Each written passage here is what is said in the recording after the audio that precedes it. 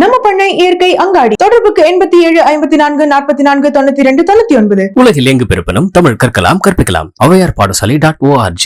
சமீபத்தில் ஒரு மேடை பேச்சில் டைரக்டர் மாரி செல்வராஜ் ஒரு வார்த்தை சொல்லியிருக்காரு. பெரியாரை பற்றி படிச்சுட்டு பெரியாரை திட்டுறது சரியா அப்படின்றார். அதை பற்றி உங்கள் கருத்து? சரி, அதாவது மாரி செல்வராஜ் என்பவர் இன்றைக்கு ஒரு வெற்றி பட இயக்குநர்களில் முன் வரிசைக்கு வந்துட்டார். ஏறத்தாழ 5 படங்களை கொடுத்து 5 வெற்றியாக அவர் தேர்ந்தெடுத்து கண்டிருக்கிறார். அப்படிப்பட்ட ஒரு ஆளுமைமிக்க இயக்குனராக அறியப்பட்ட அவர் ராமனுடைய அந்த பயிற்சி பட்டத்திலிருந்து வெளியே வந்து ரஞ்சித்தினுடைய தோழமையோடு முன்னெடுத்து பரியேறும் பெருமாள்ங்கிற முதல் படத்தை கொண்டு வந்து ஒரு மிகப்பெரிய பெயர் கிடைச்சது. அப்போ அவர் பிறந்து வளர்ந்த அந்த பின்புலம் என்பது சென்னைக்கு வந்த பின்னால் சார்புத்தன்மையினால் சில முன்னெடுப்புகள் இருக்கும். அவர் மனிதரை நேசிக்கக்கூடியவர், அதில் மாற்றம் இல்லை. மக்களை நேசிக்கக்கூடிய மனிதநேயமிக்க ஒரு நல்ல மனிதர் என்பதில் மாற்று கருத்து இல்லை. ஆனால் கொள்கைகள் என்பது இருக்கிற சார்புக்கும் சூழலுக்கும் அவர் வாசித்த சிந்தனைக்குமான நிலை தான் வரும். இப்போ சீமான் போன்றவர்கள் பெரியாரே ஆரம்பத்தில் தொடக்கத்தில் செஞ்சார், மிகப்பெரிய போற்றுதலுக்கு உண்டு அவருடைய புகழை பரப்பினார் என்பதை பார்க்கிறோம். அது முன்காலம். பின்னால் நான் தெளிவாக அவரை முழுமையாக படித்து புரிந்து கொண்டதன் அடிப்படையில் இப்பொழுது நான் முரண்படுகிறேங்கிறார். கால இடைவெளியை பார்க்கணும். முதல்ல நான் பாராட்டினது நான் தான், நான் இல்லைன்னு சொல்லலை. ஏன்னா அப்போ நான் மேலோட்டமாக பார்த்த கேட்ட செய்திகளின் அடிப்படையிலே நான் அவரை முன்மொழிந்தான், பெரிய அளவில் கொண்டு போனேன். ஆனால் உள்ளதை உள்ளவாறு நான் ஆழ்ந்து பார்க்கின்ற சூழ்நிலை வந்த பின்னால், ஆழ்ந்து அவருடைய அந்த எழுத்துக்களை எல்லாம் படித்த பின்னால் அவரிடமிருந்த மிகப்பெரிய முரண்பாடுகளையும் தமிழர் விரோத போக்கையும் நான் நினைச்சு அடையாளம் கண்டேன். எனவே நான் அவருடைய எதிர்ப்பை இன்றைக்கு பிரதானமாக எடுத்துக்கொண்டிருக்கிறேன் அவர் சொல்றார். இதுதான் அவற்றை உள்ளது. இப்போ இதை நேரடியாக மாரி செல்வராஜ் சொல்லாமல் பெரியாரை கற்றவர்கள், ஆழ்ந்து மனப்பூர்வமாக அதை கற்றவர்கள் அவரை எதிர்ப்பது என்பது எப்படி சரியாக இருக்கும்னு கேட்கிறார். படிக்காமல் இருக்க முடியாது. பெரியாரை படித்த பின்னால் தான் புரிந்து கொண்டவர் எதிர்க்க முடியும். அப்போ அதை கண்மூடித்தனமாக ஒருத்தர் ஏற்றுட்டு பின்னால் படித்து புரிஞ்சுக்கிட்டு போய் அவருக்கு ஏற்ற மாதிரி இருக்குன்னா பாராட்டுவார். அவர் நீங்கள் முதல்ல கண்டிச்சிங்க, இப்போ பாராட்டுன்னு கேட்க முடியாது. அதே போல தான் சீமான் அவர்கள் முதல்ல தன்னுடைய நிலைப்பாட்டில் இருந்து அவரை பாராட்டினார். பின்னால் அவருடைய வாசித்தல் காரணமாகவும் ஆழ்ந்த அந்த உள்ளே நுழைந்து பார்க்கின்ற அந்த நிலையிலும் இது தமிழர் விரோத போக்கு தான் இவருக்கு இருந்திருக்கிறது என்பதை நான் அடையாளம் கண்டு கொண்டேன். இனிமேல் நான் அவரை எதிர்ப்பதான் என்னுடைய முதல் நிலைன்னு கொள்கிறார். அப்போ இந்த நிலைப்பாடு என்பது அவருக்கான விஷயம். இப்போ மாரி செல்வராஜ் என்பவர் அவருடைய பார்வையில் பார்க்கல, தமிழருக்கான விரோத பார்க்கல. அவர் பகுத்தறிவாளர். யார்? பெரியார் பகுத்தறிவாளர். ஒரு தமிழகத்தில் ஒரு மிகப்பெரிய ஒரு ஆளுமையாக இருந்திருக்கிறார். அப்போ இந்த இதற்கெல்லாம் அவருடைய இது முன்மாதிரியாக இருக்கிறதுன்னு இவருக்கு தேவையானதை எடுத்துக்கொண்டு பெரியாரே பாராட்டுகிறார். அதாவது தமிழை பழித்ததோ அல்லது தமிழுக்கு விரோதமாக பெரியார் பேசியதோ எழுதியதோ இவருக்கு மாரி செல்வராஜ் பெரிய விஷயம் இல்லை.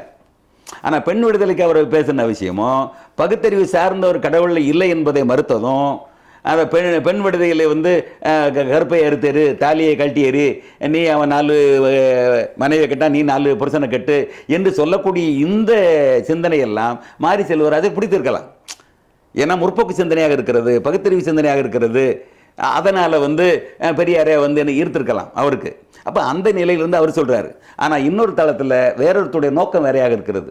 அப்போ அவருக்கு தமிழ் உணர்வு, தமிழக மக்கள், தமிழ் மாநில உணர்வு எல்லாத்தையும் பெரிதாக கருதக்கூடிய அவருக்கு அதுதான் அதற்கு விரோதமான பெரியாருடைய கருத்துக்களைத்தான் அவர் பார்க்கிறார். எனவே அவர் எதிர்க்கிறார்.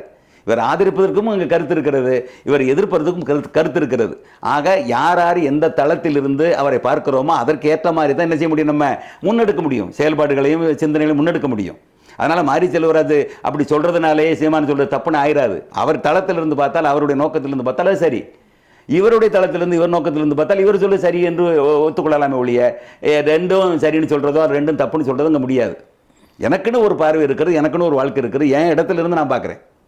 அதுதான் முக்கியமானது. அப்போ அதை நம்ம சரி தப்பு என்பதை விட மாரி செல்வராஜனுடைய அவருடைய தேவைக்கு ஏற்ற சிந்தனை அவருக்கு எதுவாக இருக்கிறது, அவரை பாராட்டுறதுக்கு.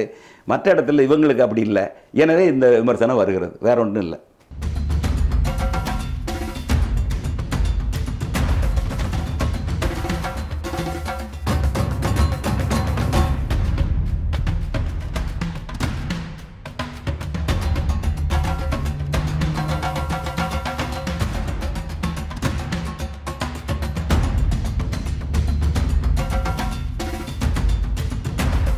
பிறன் மனைவிழையா பேராண்மை நீங்க யாரு கொடுத்துருக்கீங்க? இளமையிலிருந்து விபச்சார விடுதி வச்சு நடத்தினவர் அவர்.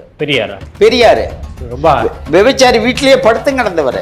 மிகப்பெரிய குற்றச்சாட்டா இருக்கு. நான் தரவு கொடுக்குறேன், அவங்க நூல்ல இருந்து தரவு கொடுக்குறேன் நான். அதே புத்தகத்துல 46 பக்கத்துல தமிழனுக்கு பாராட்டத்தக்க இலக்கியம் என்ன இருக்கிறது?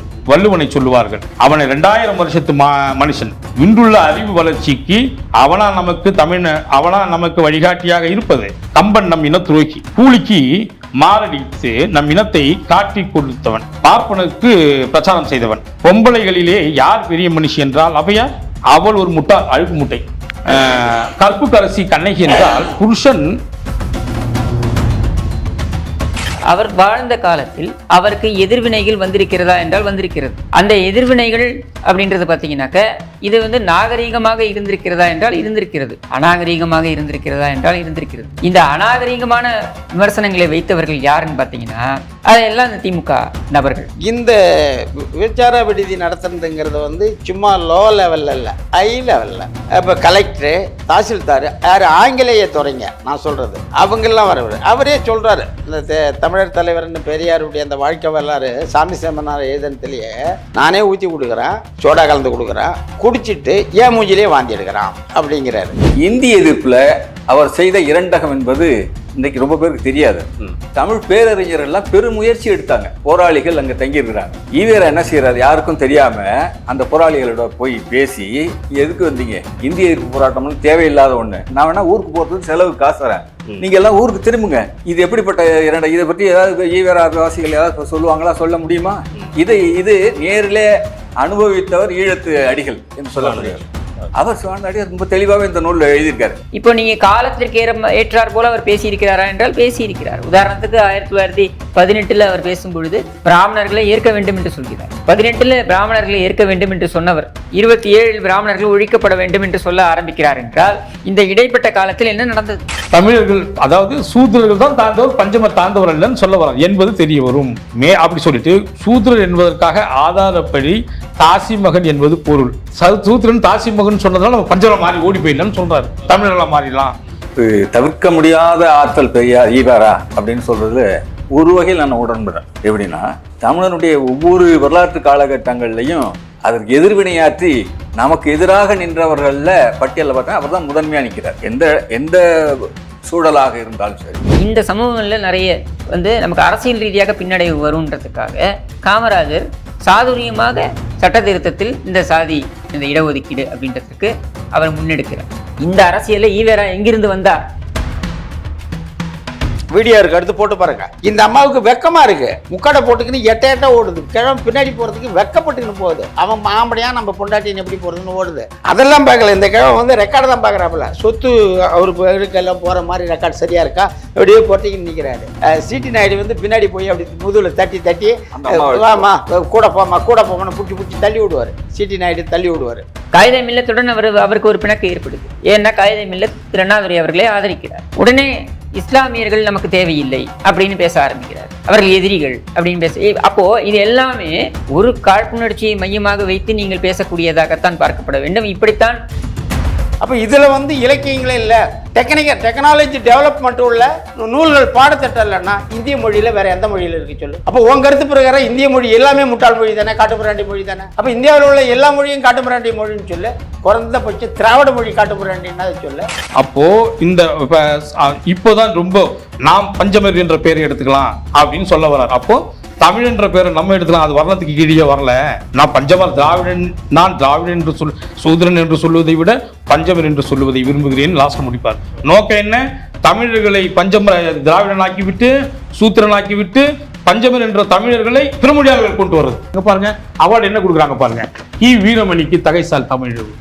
விடுதலை என்ன 2 பிரதிகள் மட்டும் எடுத்து அவர் மட்டும் பிரசுரித்து ஒரு காப்பி அவர் வச்சுக்கிட்டு இன்னொரு காப்பியை மணியை மீட்டை கொடுத்து 2 பேரும் மாத்தி படிச்சுக்கிட்டாங்களா? இல்ல அப்போதுல தானே நீங்க விநியோகம் பண்ணீங்க, வித்தீங்கல்ல காசை கொடுத்து. அப்ப வித்தீங்கன்னா யாரோ ஒருத்தர் பிரதியை எடுத்து வைத்திருக்கிறார், எடுத்து வைத்தவர் பேசுறார், அந்த சர்க்குலேஷன்ல எங்கள்கிட்ட வந்திருக்கு, நாங்க சொல்றோம். இல்லைன்னு மறுக்க வேண்டியது நீதான், நான் கிடையாது. அப்போ இன்னும் 10 ஆண்டு காலம், இன்னும் 100 ஆண்டு காலத்துல அந்த ஒரிஜினல் தமிழர்கள் இந்த மண்ணிலிருந்து சுருக்கப்படுவார்கள். அப்பவும் 10 கோடி தமிழர் வளர்ந்துட்டாலே ஒரு கணக்கு காட்டப்பட்டு அந்த தமிழர்கள் யாருன்னா இந்த சட்டத்தின் மூலம் உலகத்தில் உள்ள எல்லா அந்நியர்களும் தமிழராக்கப்பட்டு உலகத்திலே மூத்த இனம் கொஞ்சம் கொஞ்சமாக இழக்கப்படும். இப்போ கற்பப்பையை எடுத்தா பிறப்பொறுப்பு அங்கே இருக்கும். உனக்கு தேவை என்னன்னா அந்த பெண் போக பொருளாக இருக்கும். அப்போ கற்பப்பைன்னு இருந்தால் குழந்தை வந்துடும். காலம் முழுக்க வந்து ஒரு என்ஜாய்மெண்ட். ஒருவன் மனைவி பிராக்கெட்ல அவனை பிடிக்கவில்லையானால், விரும்பவில்லையானால் மற்றவனை விரும்புவது என்பதை குற்றமாக கூடாது என்பதே ஆகும். இந்த நிலை இன்றைக்கு சட்டமாக குற்றமல்ல.